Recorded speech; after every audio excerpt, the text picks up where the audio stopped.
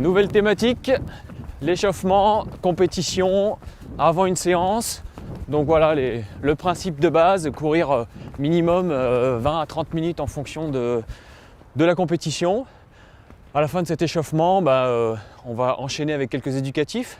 Antoine, comment tu gères un petit peu toi ton échauffement aussi? Voilà, un échauffement avant une séance spécifique ou une compétition, 20-25 minutes de footing. Moi j'accélère toujours un petit peu les 3-4 dernières minutes pour faire monter un petit peu le rythme cardiaque et commencer à enlever un petit peu de pression qui peut s'accumuler.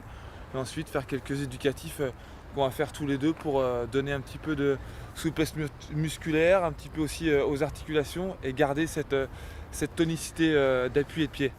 C'est parti, dans un premier temps, les éducatifs de base, on va partir en talons-fesses. Donc l'important, garder le buste bien droit, le bassin bien placé et le talon qui vient juste frôler les fesses. Le but, c'est pas de donner des coups de pied. Retour, montée de genou. Donc là, l'idée, c'est la cuisse qui vient faire un angle de 90 degrés avec le tronc et la pointe de pied qui vient remonter pour venir vraiment rebondir sur le sol. Sur le griffé, donc on est jambes tendues, on verrouille au niveau des genoux, le bassin est toujours bien placé, les bras légèrement fléchis et la pointe de pied qui vient griffer au sol pour finir en foulée naturelle et dérouler. On termine avec des petites foulées bondissantes, donc légères pour ne pas avoir trop de traumatisme au niveau des chevilles et du bassin. Donc bien placé, la pointe de pied qui remonte vers le dessus.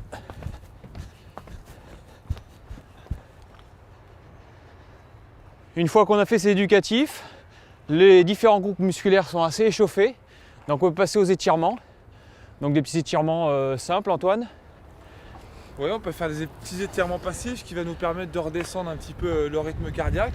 Et après ces étirements, effectuer quelques lignes droites et l'échauffement sera complet. Donc on étire au niveau du quadriceps. L'important, c'est d'avoir le bassin qui est vraiment bien placé vers l'avant. Le genou il reste dans l'axe de l'autre jambe. Et le bassin joue un petit peu le mouvement de bascule pour étirer le quadriceps. On reste quelques secondes, on change de jambe.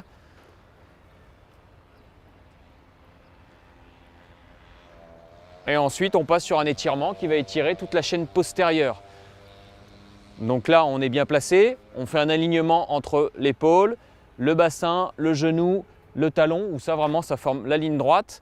Et c'est pareil, on reste quelques secondes sur l'un, quelques secondes sur l'autre. On peut alterner soit les deux pieds qui bougent en même temps, soit une jambe devant, soit une jambe derrière. Et un dernier étirement. Donc Antoine, on va lever une jambe avec les mobiliers qu'on a, mais ça on trouve toujours, des bancs, des rambardes et tout ça. Donc où là on va étirer pour, encore une fois, terminer ce petit exercice d'assouplissement des groupes musculaires, avec surtout au niveau du bassin et au niveau des muscles intérieurs et postérieurs et intérieurs des jambes. Donc là, on termine un petit peu l'échauffement, l'articulation s'assouplit et enfin on peut partir sur des petites lignes droites qui vont refaire monter le cardio. C'est parti. C'est parti.